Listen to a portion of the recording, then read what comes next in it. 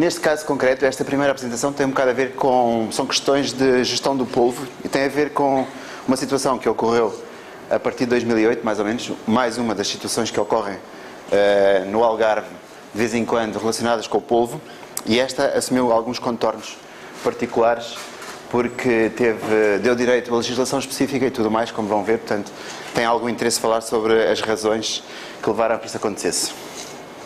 Eu dei este título shakespeariano, mas, na verdade, tem um bocado só a ver com o facto de que se trata de um assunto muito polémico, com bases muito pouco consistentes. Podes-nos explicar o motivo? Portanto, no fundo é muito sobre nada, não é? Isto é um título de uma obra de Shakespeare, que foi a única comédia que ele escreveu, e que tem um bocado a ver com aquilo que as pessoas às vezes fazem, grandes tempestades num copo d'água, basicamente. É para começar só com uma pequena explicação sobre o polvo. O polvo é um recurso muito importante em Portugal, tanto em termos de peso como em termos de valor.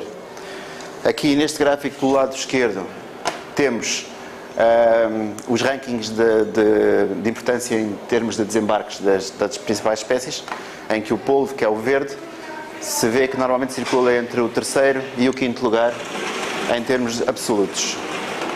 Já em questões de preço, de primeira venda em lota, o valor normalmente anda em torno dos primeiros lugares e o polvo normalmente mantém-se entre primeiro e segundo lugar. Portanto, por aqui se vê logo à partida que é uma espécie que tem um interesse considerável em Portugal.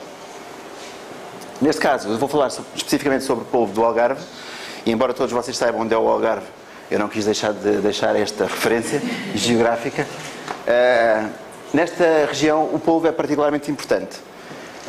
E é curioso que, apesar de tudo, tem-se tornado, em termos nacionais, tem-se tornado relativamente menos importante. Portanto, ele continua a ser tão importante no Algarve como sempre foi, mas em relação ao resto de Portugal, tem sido menos importante porque as capturas e os desembarques de polvo no resto da costa têm tendido a aumentar. Aqui está um gráfico que mostra a importância relativa do polvo algarvio entre 1973 e 2012.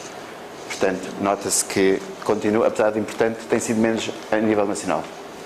É uma espécie muito particular, porque é uma espécie de vida curta, é muito abundante e normalmente só dura um ano. Já toda a gente, em princípio, saberá isto aqui, no nosso meio, mas não é demais sublinhá-lo. E, portanto, não existe sobreposição de gerações, normalmente. Portanto, cada geração de polvo nasce e morre antes da próxima, da mesma sequência genética, vir a ocupar o espaço. Isto faz com que haja uma grande variabilidade de abundância e, tendencialmente, dos desembarques também. Existe particularmente uma grande variabilidade interanual. Portanto, nos anos pode haver muito e nos outros anos pode haver muito pouco, como vamos ver. E no caso concreto dos dados que temos sobre o Algarve, verifica-se que não existe nenhuma tendência específica. Esta é a série temporal de dados de desembarques no Algarve e, como se pode ver, é difícil tirar dali uma tendência.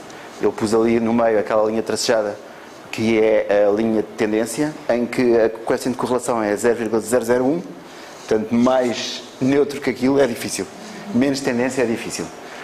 Mas tem uma particularidade curiosa, como podem ver já desde aqui, que é esta variabilidade muito pronunciada. Neste gráfico aqui eu mostrei uma relação entre um ano e o ano anterior, e portanto é uma relação que mostra qual é a percentagem de alteração do valor do desembarque de um ano para o ano anterior.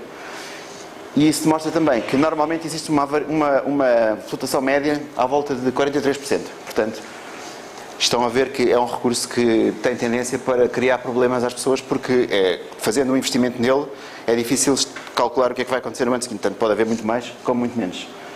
Portanto, esta é uma das razões fundamentais porque surgem problemas com o polvo. O problema principal ocorreu a partir de 2008, porque em 2008 foi o ano em que houve os maiores desembarques da série até essa altura. E depois, a partir daí, houve uma sequência de anos maus em que o próximo logo a seguir foi 55% abaixo desse, e depois continuou a ser relativamente, foi decrescendo progressivamente, e chegou a atingir 73,5% menos do que nesse ano de 2008. Portanto, em 2011, os pescadores estavam bastante desesperados porque achavam que o polvo ia desaparecer.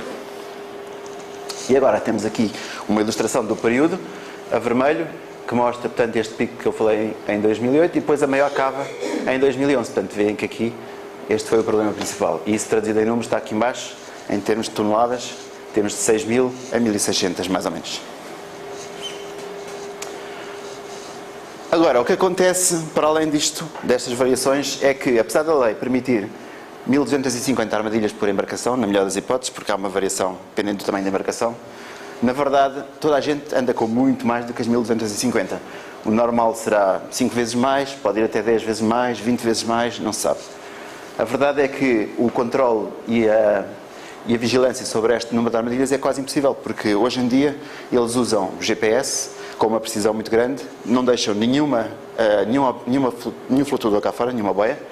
Embora a lei diga que é obrigatório ter uma boia e que essa boia tem que ter uma embarcação identificada, na verdade ninguém faz isso, porque eles, quando querem, vão lá e encontram as artes. Portanto, não há nenhum controle sobre o número de armadilhas. A única hipótese, como chegou a ser inventado pelo Senado de Estado, era andar com um submarino, mas isso também implicava uns gastos um bocadinho desproporcionados, e para além de que a Marinha não está disposta a perder tempo a fazer rocegas, que era a única alternativa para tirar as armadilhas. Para além disso, como não existe controle nenhum, e existe uma tendência muito grande para que de vez em quando haja capturas muito elevadas, com um valor de primeira venda muito elevado também, porque as espécies têm um maior valor de primeira venda, daí aquela relação que mostra em relação às outras espécies normalmente está nos primeiros 2 lugares. Portanto, em anos em que há grande abundância, existe uma tendência para estimular um grande investimento. Portanto, cada vez que apanham muitos polvos, os pescadores vão e compram o dobro das armadilhas e levam para o mar. E esperam, portanto, apanhar o dobro do polvo no ano seguinte. O problema é que, quando há anos em que a abundância não colabora, como foi o caso entre 2009 e 2011, esse grande esforço, que é conhecido na comunidade e é sabido que é mais do que aquele que é permitido e mesmo do que eles conseguem trabalhar todos os dias, porque eles, quando põem lá as armadilhas, não veem necessariamente todas as armadilhas todos os dias. Portanto, existe um máximo que normalmente eles conseguem trabalhar, e a partir daí eles vão fazendo rotação. Portanto, veem umas num dia e deixam as outras lá. E depois vão ver no dia seguinte mais uma quantidade delas.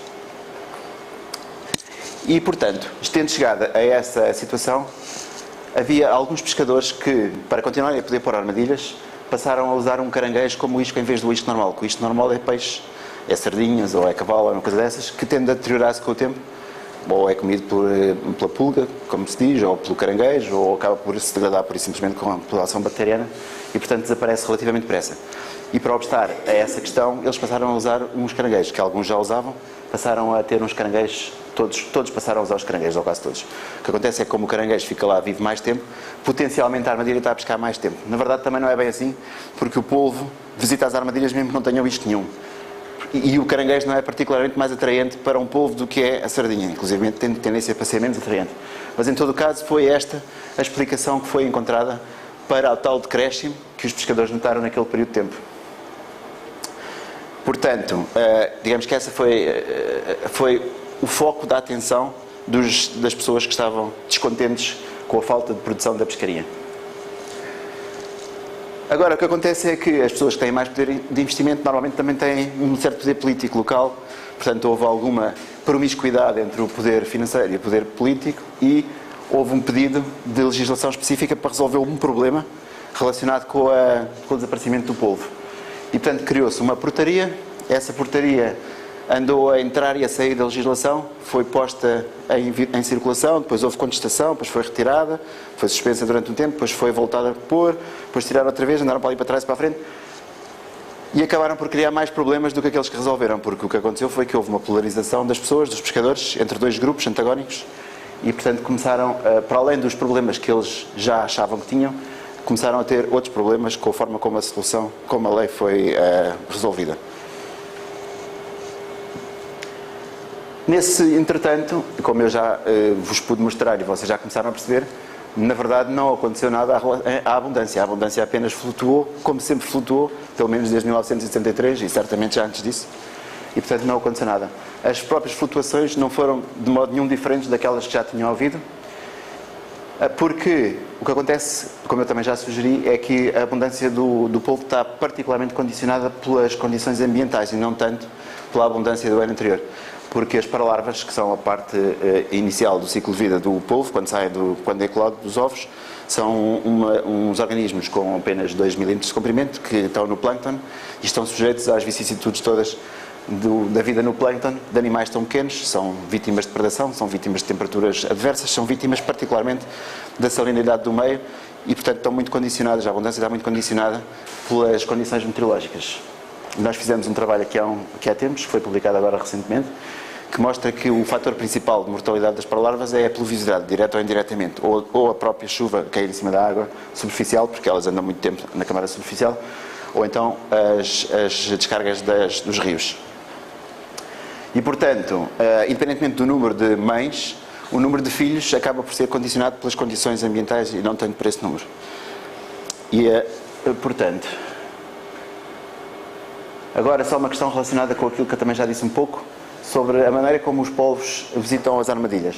Nós também temos um trabalho que foi feito na Universidade do Algarve que mostra que os polvos, a partir do momento em que se habituem a conhecer as armadilhas, sabem que as armadilhas costumam ter isco. E, portanto, vão lá na expectativa de encontrar isco e não tanto porque sintam que há lá isco, embora também possam, através do olfato, ter conhecimento de que lá haja isco. E daí que o isco, com o olfato que liberta mais químicos, tem tendência para atrair mais o polvo do que aquele que não liberta, que é o caso do caranguejo. Em todo o caso, eles vão lá. E o que nós podemos mostrar foi que eles entram e saem das armadilhas depois de comer. Mas eles têm a consciência de que aquilo é um abrigo para eles, porque aquilo é uma armadilha fechada, não é? Portanto, os predadores não conseguem chegar lá dentro. E, portanto, normalmente quando comem, mantêm-se lá durante algum tempo. E daí que quando os pescadores estão à pesca, quando levantam as armadilhas, apanham um número significativo de armadilhas com polvo. Mas não quer dizer que aquele polvo lá tenha sido o primeiro polvo a entrar lá. Pode já ter havido outros que entraram e saíram entretanto. Portanto, eles aprendem estes processos todos e normalmente visitam as armadilhas porque querem. Portanto, há sempre alguns que entram e saem e há sempre alguns que são apanhados. E, de facto, daquilo que a gente tem visto até agora, parece que quanto mais armadilhas estiverem disponíveis, mais potencial número de polvos existe no meio. Ou seja, a capacidade de carga do sistema parece aumentar. Porque o que acontece é que estamos a alimentá-los, por um lado, e isto acontece, já foi provado também com outras espécies, por exemplo, lagostas, no Canadá também se verificou isso. Portanto, as armadilhas proporcionam um acréscimo de alimento e proporcionam abrigo ao mesmo tempo. Portanto, se encher o mar de armadilhas, não se está a aumentar o polvo, mas está-se a aumentar a capacidade que o polvo tem de ficar relacionado com aquela zona. Portanto, isso é uma característica curiosa e um bocado contrassensual. Mas, por outro lado, perguntamos-nos, existirá de facto alguma alteração nas capturas por unidade de esforço? Porque uma das coisas que os pescadores dizem é que antigamente levavam relativamente poucas armadilhas e traziam muito polvo, agora levam mais armadilhas e trazem o mesmo, menos polvo. Na verdade, em relação às capturas por unidade de esforço, se nós considerarmos a unidade de esforço uma armadilha, e se considerarmos que os polvos, que a capacidade de carga do sistema está pré-definida, portanto existe um número determinado de polvos que podem estar naquele sistema numa determinada altura antes de haver pesca, na verdade, se fizermos mais armadilhas, temos mais possibilidades de apanhar o mesmo número de polvos com mais armadilhas. Portanto, aqui para mostrar um exemplo concreto. Se nós, por exemplo, tivermos 10 polvos no sistema, portanto, aqueles que entraram para lá, e 3 armadilhas, e um polvo conseguir fugir e os outros 9 forem apanhados, na verdade capturamos 3 polvos por armadilha. Mas se por outro lado tivermos os mesmos 10 polvos e continuar a haver 9 capturados e um que foge, já só temos uma captura por unidade de esforço de 1,8 polvos por armadilha. Portanto, para quem faz a pesca, a percepção que tem é que reduziu a abundância de polvo. Na verdade, isso não é verdade. Não. Isso é apenas um artefacto da forma como o polvo está disponível e a forma como ele é capturado. Portanto, eu aqui acrescentei as mesmas mortes, as mesmas sobrevivências, mas menos capacidade de recuperação do investimento. Agora, só para me dar uma ideia do ciclo de vida do polvo, rapidinha. Portanto, o polvo tem um período de incubação que eu aqui pus antes da eclosão, portanto, antes do zero, tem um período de incubação que varia com a temperatura, pode durar entre 2 e 4 meses, se a temperatura for baixa. Depois nasce esta coisinha que é a paralarva, que é planctónica. Durante este tempo aqui, algures a meio, dá-se o assentamento e depois aparece uma coisinha que os pescadores chamam aranhiço, que é parecido com o aranhiço, é um polvinho muito pequenino, já tem o mesmo aspecto dos outros, mas é pequenino. E até aos 4 meses anda por volta das 150 gramas. A partir daí cresce depressa, dos 4 aos 9, 10 meses atinge 750, que é o peso mínimo de captura, atualmente na legislação, e daí para a frente, até 14 meses, no melhor das hipóteses, aqui em Portugal, eles podem atingir uns 6 kg, dependendo das condições. Na verdade, em termos de pesca, isto significa que a janela de oportunidade de captura do polvo é muito reduzida, porque nós estamos a falar aqui de um período de tempo que anda entre 2 e 3 meses para capturar aqueles bichos de tamanho legal. a partir daqui, deste momento, todas as fêmeas acabam por morrer por se reproduzir. Portanto, todas as fêmeas, quando põem os ovos, tomam conta dos ovos, deixam de comer e durante este processo acabam por absorver as próprias proteínas, portanto têm menos capacidade de atuação a seguir, não podem mexer-se, não podem ir comer e acabam por morrer. Mas existe uma predeterminação genética para esta morte deste período de tempo e, portanto, os machos acabam por morrer no mesmo período de tempo, apesar de não estarem a tomar conta dos ovos. A coisa interessante no meio disto tudo é que todos os polvos que são apanhados nunca se reproduziram, qualquer que seja o tamanho deles. Pode-se apanhar um polvo de 100 gramas ou um polvo de 6 quilos, se for fêmea, quando é apanhado nunca se reproduziu, porque a partir do momento em que ela entra em reprodução, escolhe um buraco, esconde-se e já não está disponível às artes de pesca.